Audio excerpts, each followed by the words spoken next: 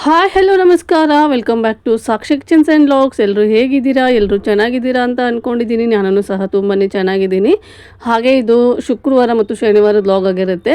ಹಾಗೆ ಇವತ್ತಿನ ವ್ಲಾಗಲ್ಲಿ ನಾನು ಏನೆಲ್ಲ ಅಡುಗೆಗಳನ್ನ ಮಾಡಿದ್ದೀನಿ, ಹಾಗೆ ಮನೆಗೆ ಒಂದು ಸ್ವಲ್ಪ ಕಿಚನ್ ಐಟಮ್ಸ್ನ ತರಿಸಿದ್ದೀನಿ, ಏನೆಲ್ಲ ತರಿಸಿದ್ದೀನಿ ಅನ್ನೋದನ್ನು ಶೇರ್ ಮಾಡ್ತಾಯಿದ್ದೀನಿ. ಹಾಗಾಗಿ ವಿಡಿಯೋನ ಎಲ್ಲಿನೂ ಸಹ ಸ್ಕಿಪ್ ಮಾಡ್ದೇ ಪೂರ್ತಿಯಾಗಿ ನೋಡಿ. ಇನ್ ಕೇಸ್ ಈ ವಿಡಿಯೋ ನಿಮಗೇನಾದರೂ ಇಷ್ಟ ಆದರೆ ಪ್ಲೀಸ್ ಲೈಕ್ ಮಾಡಿ, ಶೇರ್ ಮಾಡಿ, ಕಾಮೆಂಟ್ ಮಾಡಿ. ಹಾಗೆ ಇನ್ನೂ ಯಾರು ನನ್ನ ಚಾನಲ್ನ ಸಬ್ಸ್ಕ್ರೈಬ್ ಮಾಡಿಲ್ಲ ಪ್ಲೀಸ್ ಸಬ್ಸ್ಕ್ರೈಬ್ ಮಾಡ್ಕೊಂಡು ನೋಡಿ. ಇನ್ನು ಶುಕ್ರವಾರ ಬೆಳಗ್ಗೆಯಿಂದ ನಾನು ಅಡುಗೆನ ಶುರು ಮಾಡ್ಕೊತಾ ಇದ್ದೀನಿ. ಸಾಮಾನ್ಯವಾಗಿ ನೀವು ನೋಡಿರ್ತೀರ ನನ್ನ ವ್ಲಾಗಲ್ಲಿ ಬೆಳಗ್ಗೆನೇ ನಾನು ಅಡುಗೆನ ಶುರು ಮಾಡ್ಕೊಂಡ್ಬಿಟ್ಟಿರ್ತೀನಿ. ಇವತ್ತು ಅದೇ ಥರನೇ ಅಡುಗೆನ ಶುರು ಮಾಡ್ಕೊಂಡಿದ್ದೀನಿ. ಏಕೆಂದರೆ ಬಾಕ್ಸಿಗೆ ಬ್ರೇಕ್ಫಾಸ್ಟಿಗೆ ಎರಡೂ ಆಗಬೇಕಲ್ವ. ಹಾಗಾಗಿ ಇನ್ನು ಇವತ್ತು ಚಪಾತಿ ಮಾಡಬೇಕು. ನಮ್ಮನೇಲಿ ಶುಕ್ರವಾರ ರೊಟ್ಟಿ ಮಾಡೋಂಗಿಲ್ಲ, ಹಾಗಾಗಿ ಚಪಾತಿ ಮಾಡಬೇಕಾಗಿತ್ತು. ಈ ನಾರ್ಮಲ್ ಪ್ಲೇನ್ ಚಪಾತಿ ತಿನ್ನೋದಕ್ಕೆ ಅಷ್ಟಾಗಿ ಇಷ್ಟಪಡೋದಿಲ್ಲ. ಹಾಗಾಗಿ ಇವತ್ತು ಪಾಲಕ್ ಸೊಪ್ಪನ್ನ ಹಾಕ್ಬಿಟ್ಟು ಪಾಲಕ್ ಚಪಾತಿ ಥರ ಮಾಡಿಕೊಡೋಣ. ಮಕ್ಕಳಿಗೂ ಸಹ ಇಷ್ಟಪಟ್ಟು ತಿಂತಾರೆ.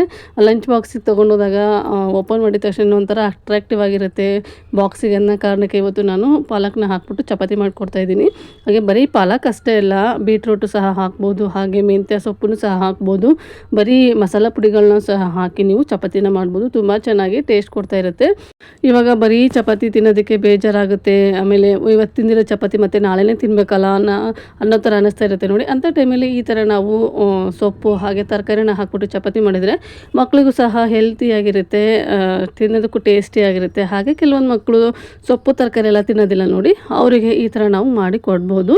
ಇನ್ನು ಒಂದು ಕಡೆ ಸೊಪ್ಪನ್ನ ಬಿಡಿಸಿ ನೀಟಾಗಿ ತೊಳೆದು ಇಟ್ಕೊಂಡಿದ್ದೀನಿ. ಇವತ್ತು ಚಪಾತಿ ಕಾಂಬಿನೇಷನ್ ಆಗಿ ಚೋಲೆ ಮಸಾಲ ಮಾಡೋಣ ಅಂತ ಅಂದ್ಕೊಂಡಿದ್ದೆ. ಹಾಗಾಗಿ ಅದಕ್ಕೆ ಒಂದು ಸ್ವಲ್ಪ ಪ್ಯೂರಿಗಳೆಲ್ಲ ಬೇಕಾಗಿತ್ತು. ಅಂದರೆ ಈರುಳ್ಳಿ ಪೇಸ್ಟು ಹಾಗೆ ಟೊಮೆಟೊ ಪ್ಯೂರಿ ಅದೆಲ್ಲ ಬೇಕಾಗಿತ್ತು. ಅದನ್ನು ಇಲ್ಲಿ ಇವಾಗ ಕಟ್ ಮಾಡ್ಕೊತಾ ಇದ್ದೀನಿ. ಈ ಚೋಲೆ ಮಸಾಲ ಅದಕ್ಕೆಲ್ಲ ಕಟ್ ಮಾಡ್ಕೊಳ್ಳೋದೇನು ಅಷ್ಟಾಗಿರೋದಿಲ್ಲ, ರುಬ್ಬಿ ಹಾಕೊಳ್ಳೋದೇ ಇರುತ್ತೆ ಮಸಾಲೆಗೆಲ್ಲ. ಹಾಗಾಗಿ ಇಲ್ಲಿ ಫಸ್ಟ್ ಅದನ್ನೆಲ್ಲ ಮುಗಿಸ್ಕೊಂಡ್ಬಿಟ್ರೆ ಮಸಾಲಾನ ಬೇಗನೆ ರೆಡಿ ಮಾಡ್ಕೊಂಡ್ಬಿಡ್ಬೋದು ಅಂತ ಇಲ್ಲಿ ಇವಾಗ ಆ ಕೆಲಸನ ಸಹ ಮುಗಿಸ್ಕೊತಾ ಇದ್ದೀನಿ.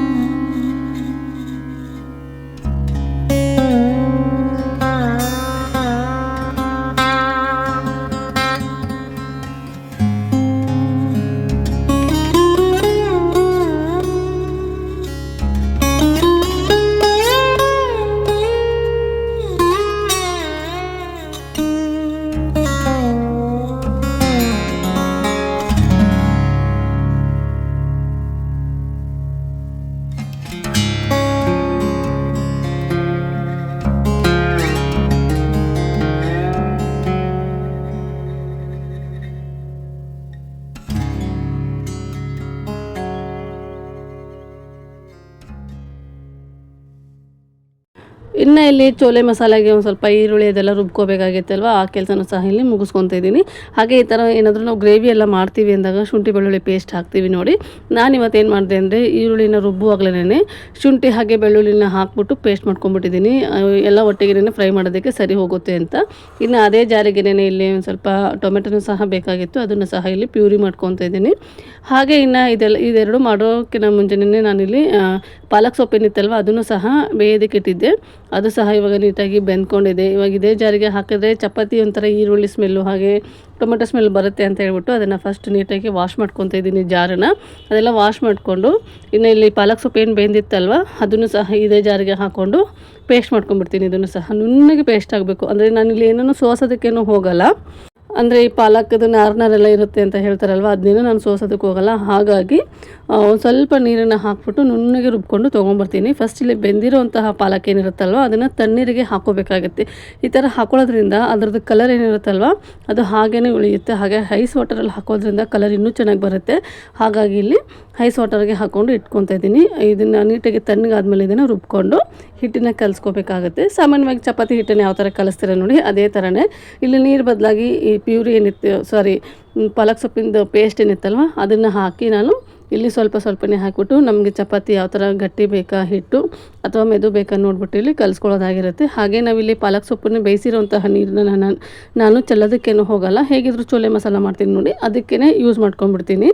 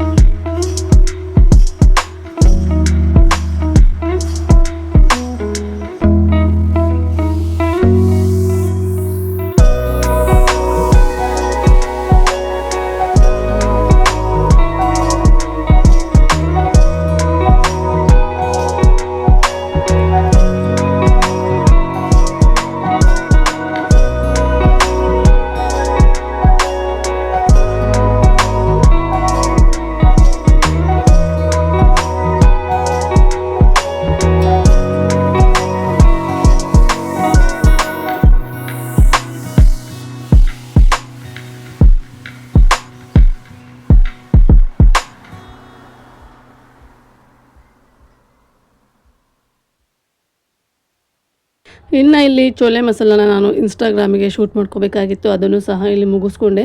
ಈ ಬೆಳಗ್ಗೆ ಹೆಂಗಾಗಿರುತ್ತೆ ಅಂದರೆ ನನಗೆ ಬೆಳಗ್ಗೆ ಇನ್ಸ್ಟಾಗ್ರಾಮಿಗೂ ಶೂಟ್ ಮಾಡ್ಕೊಳ್ಳೋದಾಗಿರುತ್ತೆ, ಹಾಗೆ ಯೂಟ್ಯೂಬ್ಗೂ ಸಹ ಶೂಟ್ ಮಾಡ್ಕೋಬೇಕಾಗಿರುತ್ತೆ. ಒಂಥರ ಗಡಿಬಿಡಿ ಅಂತ ಅನ್ನಿಸ್ತಾ ಇರುತ್ತೆ. ಹಾಗಾಗಿ ಇನ್ಸ್ಟಾಗ್ರಾಮಿಗೂ ಸಹ ನಾನು ವೀಡಿಯೋ ಶೂಟ್ ಮಾಡಿ ಹಾಕೋದಕ್ಕೆ ಹೋಗಿರಲಿಲ್ಲ.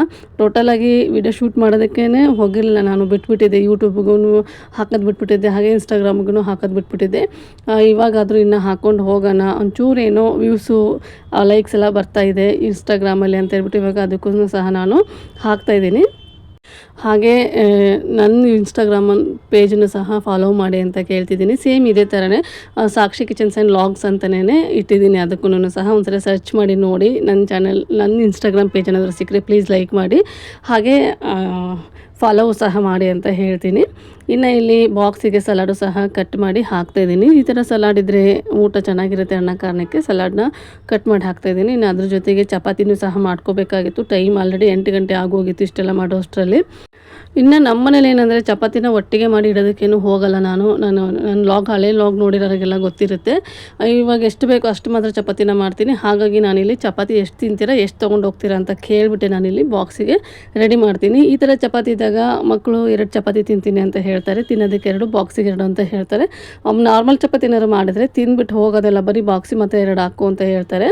ಹಾಗಾಗಿ ಇಲ್ಲಿ ಅವರಿಗೆ ಬ್ರೇಕ್ಫಾಸ್ಟಿಗೂ ಆಗಬೇಕು, ಹಾಗೆ ಟಿಫನಿಗೂ ಆಗಬೇಕು ಅಂತ ಹೇಳ್ಬಿಟ್ಟು ಇಲ್ಲಿ ಚಪಾತಿನ ಇಲ್ಲಿ ನೀಟಾಗಿ ಉಳ್ಳೆಗಳನ್ನ ಮಾಡಿಕೊಂಡು ಒಂದೇ ಸರಿ ನಾನು ಒತ್ಕೊಂಡು ಇಟ್ಕೊಂಡ್ಬಿಡ್ತೀನಿ. ಅಂದರೆ ನನಗೆ ಒಂದು ಸೈಡ್ ಒತ್ತೋದಕ್ಕೆ ಒಂದು ಸೈಡ್ ಬೇಯಿಸೋದಕ್ಕೆ ಕಂಫರ್ಟಬಲ್ ಆಗೋದೇ ಇಲ್ಲ. ಹಾಗಾಗಿ ಫಸ್ಟ್ ಎಲ್ಲ ಚಪಾತಿನೂ ನಾನು ಒಂದೇ ಸರಿ ಒತ್ಕೊಂಡು ಇಟ್ಕೊಂಡ್ಬಿಟ್ರೆ ಒಂದೇ ಸರಿ ನೀಟಾಗಿ ಬೇಯಿಸೋದಕ್ಕೆ ಸರಿ ಹೋಗುತ್ತೆ ಅಂತ ನಾನು ಈ ಥರನೇ ಮಾಡೋದು ಯಾವಾಗ್ಲೂ. ಹಾಗೆ ಎಲ್ಲ ಚಪಾತಿನೂ ಒಂದೇ ಸರಿಗೆ ನಾನು ಮಾಡಿ ಇಡೋದಿಲ್ಲ. ಇವಾಗ ಮಾಡಿಬಿಟ್ಟು ಅದನ್ನು ಮಧ್ಯಾಹ್ನ ಸಾಯಂಕಾಲದವರೆಗೂ ತಿನ್ನೋದಕ್ಕೇನು ಹೋಗೋಲ್ಲ. ಇವಾಗ ಇವರಿಗೆ ಎಷ್ಟು ಬೇಕೋ ಅಷ್ಟು ಮಾತ್ರ ಮಾಡ್ತೀನಿ. ಇನ್ನು ಎಲ್ಲ ಕೆಲಸ ಮುಗಿಸ್ಕೊಂಡು ನನಗೆ ತಿನ್ನುವಾಗ ಎಷ್ಟು ಬೇಕು ನೋಡಿ ಆವಾಗ ಅಷ್ಟು ಚಪಾತಿನ ನಾನು ಮಾಡಿಕೊಂಡು ತಿಂತೀನಿ ಅಷ್ಟೇ. ಇನ್ನು ಇಲ್ಲಿ ಒಂದು ಸೈಡು ಚಪಾತಿನೂ ಸಹ ನಾನು ಒತ್ಬಿಟ್ಟಿಟ್ಟಿದ್ದೀನಿ. ಇವಾಗ ಬೇಗನೆ ಅದನ್ನು ಬಿಸಿ ಮಾಡಿ ಬೇಯಿಸ್ಬಿಟ್ಟು ಮಕ್ಕಳಿಗೆ ಹಾಕಿ ಕೊಟ್ಬಿಟ್ರೆ ಬೆಳಗಿನ ಬ್ರೇಕ್ಫಾಸ್ಟಿನ ಕೆಲಸ ಅಂತೂ ಮುಗಿದೋಗುತ್ತೆ. ಇನ್ನು ಇದಾದ ನಂತರ ನಂದು ಇನ್ನೂ ಕೆಲಸಗಳಿರುತ್ತೆ. ಏನಂದರೆ ನನ್ನ ಮಗಳಿಗೆ ತಲೆ ಬಾಚೋದು, ಹಾಗೆ ಕಸ ಗುಡಿಸಿ ಪಾತ್ರೆ ತೊಳೆದು ನೆಲ ಒರೆಸೋದು, ಆ ಕೆಲಸ ಎಲ್ಲ ಇರುತ್ತೆ. ಅದನ್ನೆಲ್ಲ ಮಾಡ್ಕೋಬೇಕಾಗಿರುತ್ತೆ. ಫಸ್ಟ್ ಈ ಕೆಲಸನ ಮುಗಿಸ್ಕೊಂಬಿಡೋಣ ಅಂತೇಳಿ ಈ ಕೆಲಸನ ಮುಗಿಸ್ಕೊತಾ ಇದ್ದೀನಿ. ಇನ್ನು ನಮ್ಮ ಮನೇಲಿ ಟೀ ಕುಡಿಯೋದಕ್ಕೆ ಟೈಮಿಂಗ್ಸ್ ಅಂತೇನೇ ಏನೂ ಇಲ್ಲ. ಒಟ್ಟಿನಲ್ಲಿ ಯಾರ್ಯಾರು ಎದ್ದೆದ್ದು ಬರ್ತಾ ಇರ್ತಾರೆ ರೂಮಿಂದ ಅವರು ಟೀ ಬಿಸಿ ಮಾಡ್ಕೊಂಡು ಕುಡಿತಾನೆ ಇರ್ತಾರೆ. ನನ್ನ ಕೆಲಸ ಏನಂದರೆ ಬೆಳಗ್ಗೆ ಎದ್ದ ತಕ್ಷಣ ಟೀ ಮಾಡಿ ಇಡೋದಷ್ಟೇ ನನ್ನ ಕೆಲಸ ಆಗಿರುತ್ತೆ. ಯಾಕಂದರೆ ಬೆಳಗ್ಗೆ ಮಕ್ಕಳು ಬೇಗ ಹೋಗೋದ್ರಿಂದ ಅವರಿಗೂ ಸಹ ಟೀ ಮಾಡಬೇಕಾಗಿರುತ್ತಲ್ವ. ಹಾಗಾಗಿ ನಾನು ಒಟ್ಟಿಗೆ ಟೀ ಮಾಡಿ ರೆಡಿ ಮಾಡಿ ಇಟ್ಬಿಟ್ಟಿರ್ತೀನಿ. ಈಗ ಮಕ್ಕಳು ಹೋಗುವಾಗ ಮಕ್ಕಳಿಗೆ ಬಿಸಿ ಮಾಡಿಕೊಟ್ಟಿರ್ತೀನಿ. ಅವ್ರನ್ನ ಬಿಟ್ಟು ಬಂದಮೇಲೆ ನಾನು ಸಹ ಟೀನ ಕುಡಿದ್ಬಿಟ್ಟು ಮುಂದಿನ ಕೆಲಸ ಮಾಡ್ಕೋಬೇಕಲ್ವ, ಆ ಕೆಲಸ ಮಾಡ್ಕೊಂಡಿರ್ತೀನಿ. ಇವಾಗ ನನ್ನ ಹಸ್ಬೆಂಡ್ ಬಂದಿದ್ದಾರೆ, ಅವರು ಇವಾಗ ಟೀನ ಬಿಸಿ ಮಾಡಿಕೊಂಡು ಕುಡಿತಾ ಇದ್ದಾರೆ. ಇನ್ನು ನಾನು ಒಂದು ಕಡೆ ಅಡುಗೆ ಕೆಲಸನ ಮುಗಿಸ್ಕೊತಾ ಇದ್ದೆ. ಆ ಟೈಮಲ್ಲಿ ನನ್ನ ಮಗಳು ಕ್ಲಾಸಿಂದ ಬಂದುಬಿಟ್ಟು ಬೇಗ ಸ್ನಾನನೆಲ್ಲ ಮುಗಿಸ್ಕೊಂಡು ಅವಳು ಪೂಜೆ ಕೆಲಸನೆಲ್ಲ ಮುಗಿಸ್ಕೊಂಡಿದ್ದಾಳೆ. ಇನ್ನು ಇವತ್ತಿನ ಪೂಜೆ ನನ್ನ ಮಗಳೇ ಮಾಡಿದ್ಲು. ಯಾವ ಥರ ಮಾಡಿದ್ದಾಳೆ ಅಂತ ನನಗೆ ಕಮೆಂಟ್ ಮಾಡಿ. ಇನ್ನು ಅವಳೆಲ್ಲ ಪೂಜೆ ಎಲ್ಲ ಮುಗಿಸ್ಕೊಂಡಿದ್ದಾಯ್ತಲ್ವ, ಅಷ್ಟರಲ್ಲಿ ನಂದು ಚಪಾತಿ ಬೇಯಿಸೋದೆಲ್ಲ ಆಗಿತ್ತು. ಇನ್ನು ಫಸ್ಟ್ ಅವಳಿಗೆ ತಲೆ ಬಾಚ್ಬಿಡೋಣ, ಅದಾದ ನಂತರ ಅವಳು ಬ್ರೇಕ್ಫಾಸ್ಟ್ ಮಾಡೋದಕ್ಕೆ ಸರಿ ಹೋಗುತ್ತೆ ಅಂತ ಹೇಳಿ ಅವಳಿಗೆ ತಲೆ ಬಾಚ್ತಾ ಇದ್ದೀನಿ. ನನಗೆ ಈ ಥರ ತಲೆ ಬಾಚುವಾಗ ನನ್ನ ಸ್ಕೂಲ್ಗೆ ಹೋಗ್ತಾ ಇರ್ತೀನಲ್ಲ, ಅದೇ ನೆನಪಾಗ್ತಾ ಇರುತ್ತೆ. ನಾನು ಹೆಂಗಂದರೆ ಬೇರೆ ಯಾರು ಬಚ್ಚಿದ್ರು ನನಗೆ ಕಂಫರ್ಟಬಲ್ ಆಗ್ತಾ ಇರಲಿಲ್ಲ. ಜಡೆ ನಮ್ಮ ಅಮ್ಮನೇ ಬಚ್ಚಬೇಕಾಗಿತ್ತು. ಆದರೆ ನಮ್ಮ ಅಮ್ಮಗೆ ಟೈಮ್ ಇಲ್ಲದೇ ಇರೋಂತಹ ಟೈಮಲ್ಲಿ ಹೋಗಿ ಬೇರೆಯವ್ರ ಹತ್ರ ಬಚ್ಚಿಸ್ಕೊಂಬ ಅಂದರೆ ನಾನು ಹೋಗ್ತಾನೆ ಇರಲಿಲ್ಲ. ಅದು ಎಷ್ಟೇ ಟೈಮ್ ಆದರೂ ಪರವಾಗಿಲ್ಲ, ನಮ್ಮ ಅಮ್ಮನ ಹತ್ರನೇ ಬಚ್ಚಿಸ್ಕೊಂಡು ಹೋಗ್ತಿದ್ದೆ ನಾನು. ಹೆಂಗಂದರೆ ನಮ್ಮಮ್ಮ ಕರೆಕ್ಟಾಗಿ ಹಾಕೋರು. ಇವಾಗ ಬೇರೆ ಯಾರಾದರೂ ಹಾಕಿಬಿಟ್ರೆ ಕಂಫರ್ಟಬಲ್ ಆಗೋಲ್ಲ, ಅವ್ರಿಗೇನು ಅನ್ನೋದಕ್ಕೂ ಸಹ ಆಗೋಲ್ಲ ನೋಡಿ. ಹಾಗೆ ನಮ್ಮ ಸ್ಕೂಲಲ್ಲೆಲ್ಲ ಈ ಥರ ಏನಾದರೂ ನಾವು ಜಡೆ ಹಾಕ್ಕೊಂಡು ಹೋಗಲಿಲ್ಲ ಅಂದರೆ ಕ್ಲಾಸ್ ಒಳಗಡೆನೇ ಅಲೋ ಮಾಡ್ತಾಯಿರಲಿಲ್ಲ. ಅದಂತೂ ನನಗೆ ತುಂಬಾ ನೆನಪಾಗ್ತಾ ಇರುತ್ತೆ. ಹಾಗೆ ಈ ಥರ ಶಿಸ್ತಿಂದ ಕಳಿಸೋದು ಮಕ್ಕಳಿಗೆ ಒಳ್ಳೆಯದು. ಇವಾಗಲಿಂದನೇ ನಾವು ಶಿಸ್ತನ್ನು ಕಲಿಸ್ತೀವಿ ಅನ್ನೋದೊಂದು ಇರುತ್ತಲ್ವ. ಹಾಗಾಗಿ ನನ್ನ ಮಗಳು ಅಷ್ಟೇ, ಒಂದು ದಿನಕ್ಕೂ ಸಹ ಅವಳು ಜಡೆನ ಈ ಥರ ಹಾಕದೆ ಹೋಗೋದೇ ಇಲ್ಲ. ಒಂದು ಜಡೆ ಆಯಿತು, ಹಾಗೆ ಜಡೆನ ಕೆಳಗೆ ಕಟ್ಕೊಂಡು ಹೋಗೋದಾಯಿತು, ಆ ಥರ ಮಾಡೋದೇ ಇಲ್ಲ. ಕ್ಲಾಸಲ್ಲಿ ಯಾವ ಥರ ಹೇಳಿರ್ತಾರೆ, ಸ್ಕೂಲಲ್ಲಿ ಯಾವ ಥರ ಹೇಳಿರ್ತಾರೆ ಅದೇ ಥರನೇ ಜಡೆ ಹಾಕ್ಕೊಂಡು ಹೋಗ್ತಾಳೆ. ಹಾಗೆ ಅದೇ ಥರನೇ ಇರ್ತಾಳೆ ಅವಳು ಸಹ. ಆದರೆ ಈ ಥರ ತಲೆ ಬಾಚೋದಕ್ಕೆ ಒಂದು ಸ್ವಲ್ಪ ಟೈಮ್ ತೊಗೊಳುತ್ತೆ ಅನ್ನೋದೊಂದು ಬಿಟ್ಟರೆ ಬೇರೆ ಏನೂ ಇಲ್ಲ. ಇನ್ನು ಅವಳಿಗೆ ತಲೆನೂ ಸಹ ಬಾಚಿ ಅಡುಗೆ ಕೆಲಸ ಮುಗಿದಿತ್ತಲ್ವ, ಮೇಲೆ ಕೆಲಸ ಮಾತ್ರ ಇತ್ತು. ಅಂದರೆ ಪಾತ್ರೆ ತೊಳೆಯೋದು, ಕಸ ಗುಡಿಸೋದು, ಆ ಕೆಲಸ ಇತ್ತು. ಅದನ್ನು ನಿಧಾನಕ್ಕೆ ಮಾಡ್ಕೊಳ್ಳೋಣ ಅಂತ ಹೇಳ್ಬಿಟ್ಟು ಅವಳಿಗೆ ಫಸ್ಟ್ ನೀವು ಬ್ರೇಕ್ಫಾಸ್ಟ್ ಹಾಕ್ಕೊಂಡು ಬ್ರೇಕ್ಫಾಸ್ಟ್ ಮಾಡು, ಅದಾದ ನಂತರ ನಾನು ನಿಮ್ಮನ್ನು ಬಿಟ್ಟು ಬಂದಮೇಲೆ ಬೇರೆ ಕೆಲಸ ಮಾಡ್ಕೊತೀನಿ ಅಂತ ಹೇಳಿ ಇಲ್ಲಿ ನನ್ನ ಹಸ್ಬೆಂಡ್ ಜೊತೆ ಒಂದು ಸ್ವಲ್ಪ ಟೈಮ್ ಸ್ಪೆಂಡ್ ಮಾಡ್ತಾಯಿದ್ದೀನಿ. ಯಾಕಂದರೆ ಈ ಟೈಮಲ್ಲಿ ಅವರು ಸಿಗೋದು, ಇದು ಬಿಟ್ಟರೆ ಸಿಗೋದೇ ಇಲ್ಲ. ಹಾಗಾಗಿ ಇನ್ನು ಮತ್ತು ನನಗೆ ವ್ಲಾಗ್ನ ಕಂಟಿನ್ಯೂ ಮಾಡೋದಕ್ಕೇ ಆಗಲಿಲ್ಲ. ಇನ್ನು ಇದು ಶನಿವಾರದ ವ್ಲಾಗ್ ಆಗಿರುತ್ತೆ. ಇನ್ನು ನಾನು ಮೊದಲೇ ಹೇಳಿರೋ ಹಾಗೆ ಮನೆಗೆ ಒಂದು ಸ್ವಲ್ಪ ಕಿಚನ್ ಐಟಮ್ಸ್ ಬೇಕಾಗಿತ್ತು ಅಂತ ಹೇಳಿದ್ದೆ ನೋಡಿ. ಹಾಗಾಗಿ ಇಲ್ಲಿವಾಗ ಶನಿವಾರ ಸಂಜೆ ನಾವು ನಮ್ಗೆ ಏನೇನು ಬೇಕು ನೋಡಿ ಕಿಚನ್ ಐಟಮ್ಸ್ ಅದೆಲ್ಲ ತೊಗೊಂಡು ಬರೋದಕ್ಕೆ ಅಂಗಡಿಗೆ ಹೋಗಿದ್ವಿ.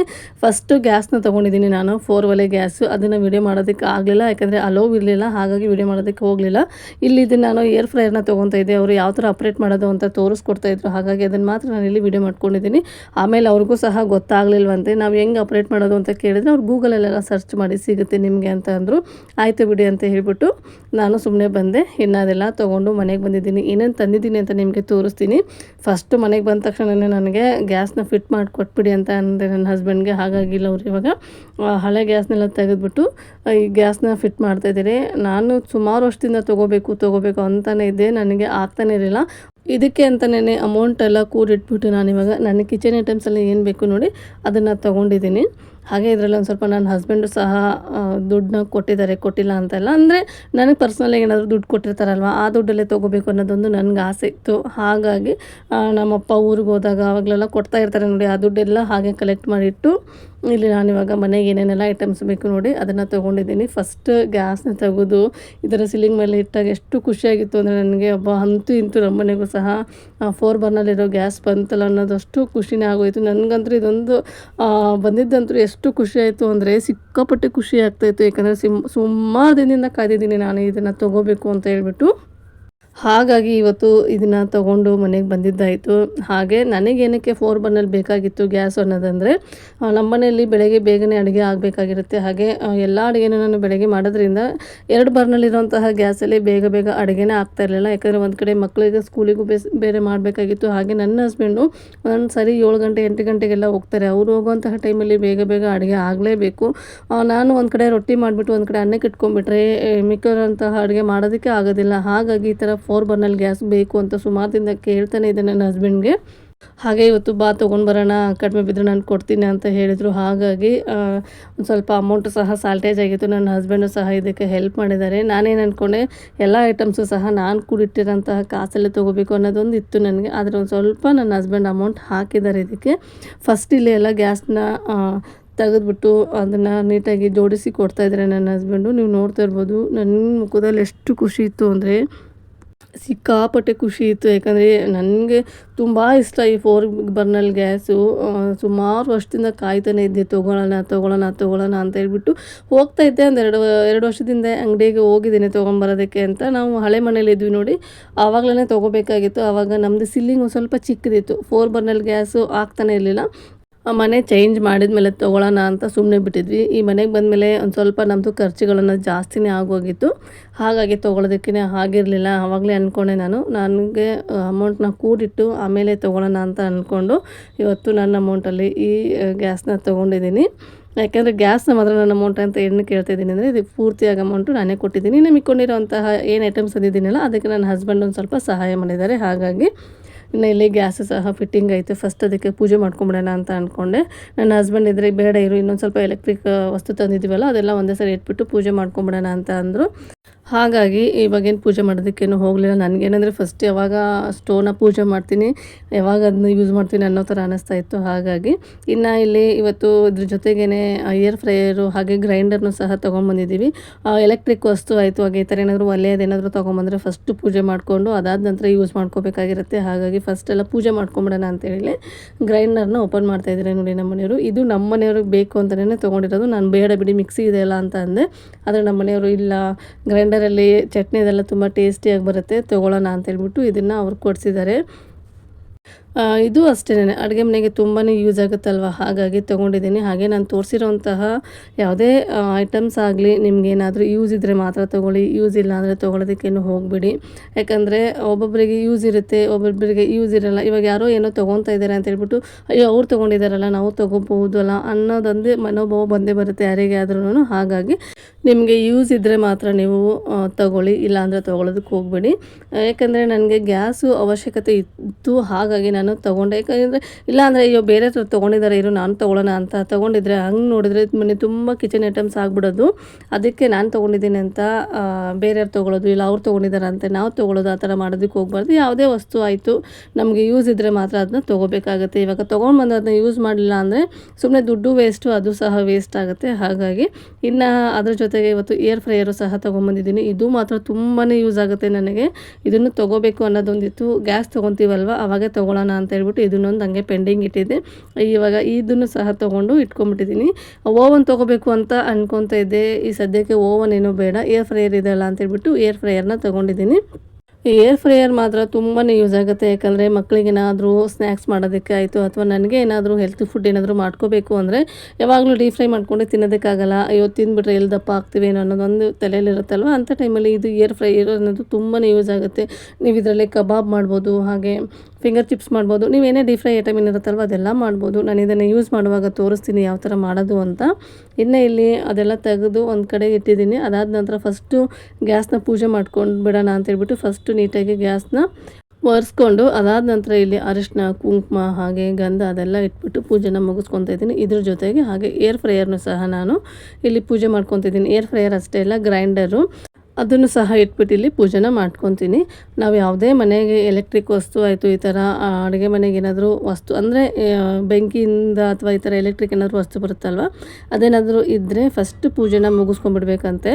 ಹಾಗಾಗಿ ನಾನು ಸಹ ಇಲ್ಲಿ ಪೂಜೆನ ಮುಗಿಸ್ಕೊತಿದ್ದೀನಿ. ನಮ್ಮ ಮನೇಲಿ ವಾಷಿಂಗ್ ಮಿಷಿನ್ ತೊಗೊಂಬಂದ್ವಿ, ಹಾಗೆ ಫ್ರಿಜ್ ತೊಗೊಂಬಂದ್ವಿ, ಟಿ ವಿ ತೊಗೊಂಬಂದ್ರೂ ಸಹ ನಾನು ಪೂಜೆನ ಮಾಡಿದ್ದೀನಿ.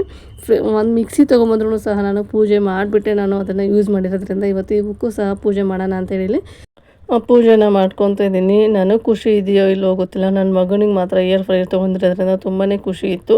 ಅವನು ಅಷ್ಟೇ ನನ್ನ ಥರನೇ ಯಾವುದೇ ವಸ್ತು ಆಗಲಿ ತೊಗೊಂಡ ತಕ್ಷಣ ಫಸ್ಟ್ ಅದನ್ನು ಯಾವ ಥರ ಯೂಸ್ ಮಾಡೋದು, ಹೆಂಗೆ ಯೂಸ್ ಮಾಡೋದು ಅಂತ ಕ್ಯೂರಿಯಾಸಿಟಿಯಿಂದ ನೋಡ್ತಾನೆ ಇರ್ತೀನಿ.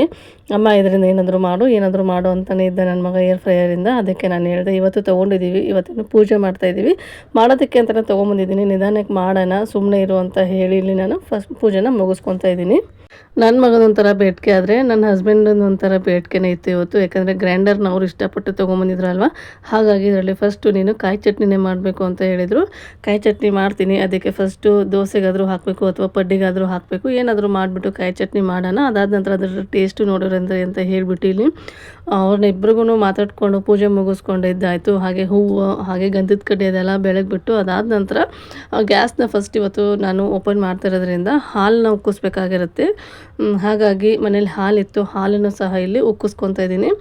ಗ್ಯಾಸ್ನ ನೀವು ಯಾವಾಗಲೇ ತೊಗೊಳ್ಳಿ, ಫಸ್ಟ್ ಹಾಲು ಉಕ್ಕಿಸ್ಬಿಟ್ಟೆ ಅದಾದ ನಂತರ ನೀವು ಬೇರೆ ಏನಾದರೂ ಅಡುಗೆಗಳನ್ನ ಮಾಡಿ. ಆ ಥರ ಹಾಲು ಉಕ್ಸೋದ್ರಿಂದ ಮನೆಗೇನೋ ಒಂಥರ ಒಳಿತಾಗುತ್ತೆ ಅಂತ ಹೇಳ್ತಾರೆ. ಹಾಗಾಗಿ ನಾನು ಸಹ ಇಲ್ಲಿ ಫಸ್ಟು ಗ್ಯಾಸ್ ತೊಗೊಂಬಂದಿದ್ದಕ್ಕೆ ಹಾಲನ್ನು ಉಕ್ಕಿಸಿ ಪೂಜೆನ ಮುಗಿಸ್ಕೊತಾ ಇದ್ದೀನಿ.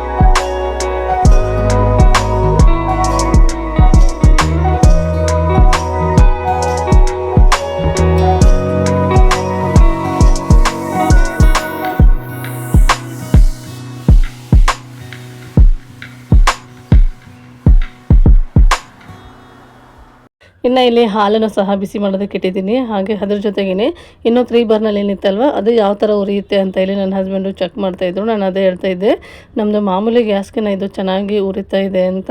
ಆದರೆ ಹೊಸದಲ್ವ, ಹಾಗಾಗಿ ಚೆನ್ನಾಗಿ ಬೆಂಕಿ ಚೆನ್ನಾಗಿ ಬರ್ತಾಯಿದೆ ಅದರಲ್ಲಿ. ಇನ್ನು ನೋಡಿ ನಾನು ಪೂಜೆನ ಯಾವ ಥರ ಮಾಡಿದ್ದೀನಿ, ಹಾಗೆ ಹಾಲು ಸಹ ಯಾವ ಥರ ಉಕ್ಕುತ್ತೆ ಅಂತ ತೋರಿಸ್ತಾ ಇದ್ದೀನಿ. ನಮ್ಮ ಗ್ಯಾಸ್ ಇವತ್ತು ಈ ಥರ ಇದೆ. ಹಾಗೆ ಏರ್ ಫ್ರೈಯರು ಗ್ರೈಂಡರು ಸಹ ನಾನು ಇಲ್ಲಿ ಪಿಜನ್ನು ಹಾಗೆ ವಿಜಯಲಕ್ಷ್ಮಿ ಬ್ರ್ಯಾಂಡಿದು ಗ್ರೈಂಡರ್ನ ತೊಗೊಂಡಿದ್ದೀನಿ. ಪ್ರೆಸ್ಟೀಜ್ ಬ್ರ್ಯಾಂಡಿದು ಗ್ಯಾಸ್ನ ತೊಗೊಂಡಿದ್ದೀನಿ. ನಮ್ಮ ಕೌಂಟರ್ ಟಾಪ್ ಏನಿದೆ ಅಲ್ವ, ಅದಕ್ಕೆ ಪರ್ಫೆಕ್ಟಾಗಿ ಕಾಣ್ತಾ ಇತ್ತು ನಾನು ತೊಗೊಂಡಿರುವಂತಹ ಗ್ಯಾಸ್ ಇವತ್ತು. ಹಾಗೆ ಅಡುಗೆ ಮನೆ ಲುಕ್ ಅನ್ನೋದೇ ಒಂಥರ ಚೇಂಜ್ ಆಗೋಯಿತು ಅಂತಲೇ ಹೇಳ್ಬೋದು. ಇನ್ನು ಇಲ್ಲಿ ಇವಾಗ ಹಾಲು ಸಹ ಉಕ್ಕಿತು. ಇನ್ನು ಹಾಲು ಸಹ ಉಗ್ಸಿದ್ದಾಯಿತು. ಹಾಗೆ ಇದ್ರ ಜೊತೆಗೆ ಇನ್ನೊಂದಷ್ಟು ಕಿಚನ್ ಐಟಮ್ಸ್ನ ತೊಗೊಂಬಂದಿದ್ದೀನಿ. ಅದನ್ನು ಇಲ್ಲಿ ನಿಮ್ಮ ಜೊತೆಗೆ ಶೇರ್ ಮಾಡ್ತಾಯಿದ್ದೀನಿ. ನೋಡಿ, ಇಷ್ಟೆಲ್ಲ ಐಟಮ್ಸು ನನಗೆ ಅವಶ್ಯಕತೆ ಇತ್ತು ಅನ್ನೋ ಕಾರಣಕ್ಕೆ ತೊಗೊಂಬಂದಿದ್ದೀನಿ. ಅದರಲ್ಲಿ ಈ ಈರುಳ್ಳಿ ಹಾಗೆ ಗ್ರಿಲ್ ಪ್ಯಾನ್ ಏನಿದೆಯಲ್ಲ, ಅದು ಮಾತ್ರ ತುಂಬಾ ಅವಶ್ಯಕತೆ ಇತ್ತು ನನಗೆ. ಹಾಗಾಗಿ ಅದೆರಡನ್ನೂ ಸಹ ತೊಗೊಂಬಂದಿದ್ದೀನಿ. ನನ್ನ ಹತ್ರ ಆನ್ಲೈನಲ್ಲಿ ತೊಗೊಂಬಂದಿರುವಂತಹ ಈರುಳ್ಳಿ ಇತ್ತು. ಅದೇನಾಗೋದಂದರೆ 2 ದಿನಕ್ಕೆಲ್ಲ ಒಂಥರ ನೀರು ಸ್ಮೆಲ್ ಬರೋ ಥರ ಆಗ್ತಾಯಿತ್ತು. ಹಾಗಾಗಿ ನಡುವೆ ನಾನು ಫ್ಲವರ್ನ ಹಾಕಿ ಇಡ್ತಾ ಇರಲಿಲ್ಲ. ಹೇಗಿದ್ರೆ ಇವತ್ತು ಹೋಗಿದ್ದೆ ಅಲ್ಲ ಅಂತ ಹೇಳ್ಬಿಟ್ಟು ಇದನ್ನೆಲ್ಲ ತೊಗೊಂಬಂದಿದ್ದೀನಿ. ಇನ್ನು ಈ ಲಾಗ್ನ ಇಲ್ಲಿಗೆ ಎಂಡ್ ಮಾಡ್ತಾಯಿದ್ದೀನಿ. ಇವತ್ತಿನ ಲಾಗ್ ಯಾವ ಥರ ಇತ್ತು ಅಂತ ನನಗೆ ಕಾಮೆಂಟ್ ಮಾಡಿ ತಿಳಿಸಿ. ಮತ್ತೆ ಸಿಗ್ತೀನಿ ಇನ್ನೊಂದು ವಿಡಿಯೋದಲ್ಲಿ. Thank you. ಬಾಯ್.